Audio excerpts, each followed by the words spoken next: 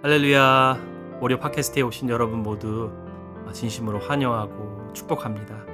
오늘 하루도 항상 주님과 동행하시며 은혜와 더불어 사시는 여러분 모두가 되시기를 간절히 축복드립니다. 오늘 말씀은 시편 3편인데요. 시편 52편에서 54편 말씀입니다. 먼저 요약 내용을 말씀드리도록 하겠습니다. 시편 52편에서 54편은 모두 악한 자의 위협 속에서도 하나님을 의지하는 믿음을 다루고 있습니다. 시편 52편은 사울에게 다윗의 위치를 밀고한 도액을 배경으로 권력과 거짓말을 의지하는 악인의 결국은 무너짐이라고 말합니다. 반대로 의인은 하나님의 집에 있는 푸른 감람나무처럼 하나님의 인자하심을 영원히 의지함을 전하고 있습니다. 다음 시편 53편은 어리석은 자는 그의 마음에 이르기를 하나님이 없다 한다는 선언으로 시작하면서 하나님을 인정하지 않는 인간 사회의 부패와 또 죄성을 보여주고 있습니다. 그러나 하나님은 자기 백성의 회복과 구원을 반드시 이루실 분임을 증거해주고 있습니다. 시편 54편은 십광야 사람들이 다윗을 사울에게 밀고한 상황을 배경으로 하는데요. 다윗은 사람들의 배신과 생명의 위협 속에서 자신의 힘으로 보복하기보다는 하나님만이 나의 돕는 이심을 고백하며 하나님을 찾고 있음을 우리에게 보여줍니다. 이 세 편의 시편을 보면 다윗이 겪는 위기는 단순한 개인적인 어려움이 아니라 하나님 없이 살아가는 세상의 폭력, 거짓, 배신들이 하나님의 자녀들에게 주는 고난과 고통의 현실을 보여주고 있습니다. 하지만 그 안에서 다윗은 악인의 힘보다 하나님의 이름을, 인간의 배신과는 다른 하나님의 신실하심을, 당장의 위기보다는 하나님의 최종 구원을 붙드는 모습을 우리에게 잘 보여주고 있습니다. 이제 함께 시편 52편에서 54편까지 정독하도록 하겠습니다. 시편 52편. 포악한 자여, 내가 어찌하여 악한 계획을 스스로 자랑하는가? 하나님의 인자하심은 항상 있도다. 내 혀가 심한 악을 꾀하여 날카로운 삭도같이 간사를 행하는도다. 내가 선보다 악을 사랑하며 의를 말함보다 거짓을 사랑하는도다. 셀라. 간사한 혀여, 너는 남을 해치는 모든 말을 좋아하는도다. 그런즉 하나님이 영원히 너를 멸하심이여 너를 붙잡아 내 장막에서 뽑아내며 살아있는 땅에서 내 뿌리를 빼시리로다. 셀라.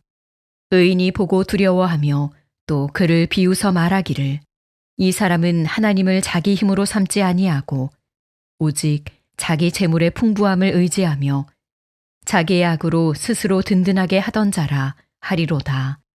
그러나 나는 하나님의 집에 있는 푸른 감람나무 같음이여 하나님의 인자하심을 영원히 의지하리로다. 주께서 이를 행하셨으므로 내가 영원히 주께 감사하고 주의 이름이 선하심으로 주의 성도 앞에서 내가 주의 이름을 사모하리이다.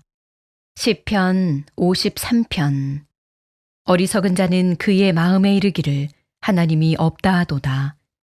그들은 부패하며 가증한 악을 행하며 선을 행하는 자가 없도다. 하나님이 하늘에서 인생을 굽어 살피사 지각이 있는 자와 하나님을 찾는 자가 있는가 보려 하신즉 각기 물러가 함께 더러운 자가 되고 선을 행하는 자 없으니 한 사람도 없도다. 죄악을 행하는 자들은 무지하냐. 그들이 떡 먹듯이 내 백성을 먹으면서 하나님을 부르지 아니하는도다. 그들이 두려움이 없는 곳에서 크게 두려워하였으니 너를 대항하여 진친 그들의 뼈를 하나님이 흩으심이라. 하나님이 그들을 버리셨으므로 내가 그들에게 수치를 당하게 하였도다. 시온에서 이스라엘을 구원하여 줄 자 누구인가? 하나님이 자기 백성의 포로된 것을 돌이키실 때에 야곱이 즐거워하며 이스라엘이 기뻐하리로다. 시편 54편. 하나님이여, 주의 이름으로 나를 구원하시고 주의 힘으로 나를 변호하소서. 하나님이여, 내 기도를 들으시며 내 입의 말에 귀를 기울이소서. 낯선 자들이 일어나 나를 치고 포악한 자들이 나의 생명을 수색하며 하나님을 자기 앞에 두지 아니하였음이니이다. 셀라. 하나님은 나를 돕는 이시며 주께서는 내 생명을 붙들어 주시는 이시니이다. 주께서는 내 원수에게 악으로 갚으시리니 주의 성실하심으로 그들을 멸하소서. 내가 낙헌제로 주께 제사하리이다. 여호와여, 주의 이름에 감사하오리니 주의 이름이 선하심이니이다. 참으로 주께서는 모든 환난에서 나를 건지시고 내 원수가 보응받는 것을 내 눈이 똑똑히 보게 하셨나이다. 배신하는 세상 속 신실하신 하나님이라는 제목으로 시편 54편의 말씀을 함께 나누면 좋겠습니다. 오늘 본문 시편 54편의 표제를 보시면 아마 이런 문구를 발견하실 수 있을 것입니다. 다윗의 마스길, 인도자를 따라 현악에 맞춘 노래, 10사람이 사울에게 이르러 말하기를 다윗이 우리가 있는 곳에 숨지 아니하였나이까 하던 때에, 이 표제의 배경은 사무엘상 23장에 나옵니다. 당시 다윗은 사울에게 쫓겨 광야를 전전하던 도망자였습니다. 아무런 잘못이 없었지만 악한 사울 왕의 질투로 다윗이 아주 어려운 시간을 보내고 있었죠. 다윗이 10광야라는 곳에 숨어 있을 때 그곳에 살던 사람들이 다윗을 발견하고 사울에게 다윗을 고발합니다. 다윗이 우리가 있는 곳에 숨지 아니하였나이까. 10광야 사람들의 이 말은 다윗의 생명을 위협하는 말이었습니다. 사실 이 사람들은 다윗에게 완전히 낯선 이방인들이 아니라 같은 유다 지파에 속한 사람들이었습니다. 같은 언약 공동체 안에 있던 사람들이 그들의 왕을 배신한 것이었죠. 이렇게 다윗을 배신한 비슷한 사건이 오늘 우리가 정독한 시편 52편에도 나오는데요. 사울 왕의 가축을 관리하던 이 도액이라는 사람이 다윗이 노베제사장 아히멜렉에게 도움을 받은 사실을 사울에게 알렸고, 그 결과 노베 제사장들이 사울에 의해 죽임을 당하는 비극이 일어납니다. 시편 52편의 도액과 오늘 본문 시편 54편의 10광야 사람들의 이 악한 뿌리에 대한 사실을 중간 시편 53편이 이렇게 말씀하는데요. 시편 53편 1편에 1절에 어리석은 자는 그의 마음에 이르기를 하나님이 없다 하도다. 그들은 부패하며 가증한 악을 행하며 선을 행하는 자가 없도다. 그 마음의 뿌리가 하나님 없이 살아가는 자들로 인해 다윗이 배신당하고 버림받았던 것입니다. 하지만 여러분, 하나님은 다윗에게 끝까지 신실하셨습니다. 사람들은 다윗을 고발했지만 하나님은 다윗을 보호해 주셨습니다. 사람들은 다윗을 배반했지만 하나님은 다윗의 생명을 지켜주셨습니다. 오늘 본문을 통해 두 가지를 함께 나누며 이 하나님의 우리를 향하신 신실하신 지켜주심과 보호하심을 이 거칠고 또 혼탁한 세상에서 끝까지 붙들고 이 믿음을 붙들고 살아가시는 저와 여러분 모두가 되시기를 간절히 소망합니다. 첫째로, 진정한 믿음은 배신과 배반의 자리에서 사람을 붙잡기보다 하나님을 붙드는 것입니다. 본문 1절 말씀입니다. 하나님이여 주의 이름으로 나를 구원하시고 주의 힘으로 나를 변호하소서. 배신과 위기의 상황 속에서 다윗은 하나님의 이름을 붙듭니다. 주님, 사람들이 저를 배신하고 사울에게 넘겼지만 저는 여전히 주님의 이름만을 붙듭니다. 여러분, 이것이 진정한 믿음임을 생각해 봅니다. 진정한 믿음은 내가 오해받고 배신당하고 억울한 일을 당해도 여전히 하나님의 이름을 부르며 붙드는 것입니다. 그러면서 다윗은 말합니다. 주의 힘으로 나를 변호하소서. 다윗은 사람들 앞에 자신의 억울함을 증명하기보다 하나님께 온전히 자신을 맡겨드리고 있습니다. 주님이 나를 판단하시고 주님이 나를 변호해 주옵소서. 다음 2절 말씀입니다. 하나님이여 내 기도를 들으시며 내 입의 말에 귀를 기울이소서. 다윗의 억울함은 지금 사람들에게 제대로 들리지 않고 있습니다. 10광야의 사람들은 다윗의 형편을 들으려 하지 않았죠. 사울도 다윗의 진심을 들으려 하지 않고 계속 다윗을 죽이려고만 합니다. 이때 다윗은 하나님께 나아갑니다. 하나님, 제 기도를 들어주십시오. 하나님, 제 마음을 알아주옵소서. 사람에게 아무리 말을 해도 통하지 않는 순간이 있습니다. 아무리 우리의 사정을 설명해도 오해가 풀리지 않을 때가 있습니다. 그러나 하나님은 우리의 말과 속의 마음을 들어주시는 분이십니다. 믿음은 세상이 나의 말을 들어주지 않고 마음을 몰라준다고 하여도 하나님께서 나의 말과 마음에 귀를 기울여주고 계심을 우리가 믿는 것이죠. 3절 말씀입니다. 낯선 자들이 일어나 나를 치고 포악한 자들이 나의 생명을 수색하며 하나님을 자기 앞에 두지 아니하였음이니이다. 다윗은 원수들의 근본 문제를 말하고 있습니다. 하나님을 자기 앞에 두지 아니하였다. 그들이 왜 다윗을 배신하고 넘기며 사람의 생명을 가볍게 여긴 것일까요? 바로 근본적인 문제는 하나님을 자기 앞에 두지 않았기 때문입니다. 여러분은 어떠하십니까? 여러분은 하나님을 항상 여러분 앞에 두고 코람데오라고 하죠. 코람데오, 하나님 앞에서의 신앙으로 살고 계십니까? 삶의 어려움과 고난들을 사람 앞에서 다루십니까? 아니면 코람데오 하나님 앞에서의 신앙으로 다루고 계신가요?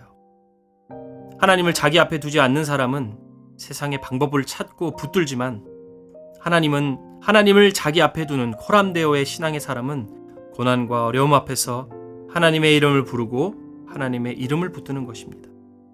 배신과 배반, 억울함의 고통의 시간을 보내고 계신 분들이 계시다면 코람데오, 하나님 앞의 신앙으로 세상이 아닌 신실하신 하나님을 끝까지 붙드시기를 간절히 소망합니다.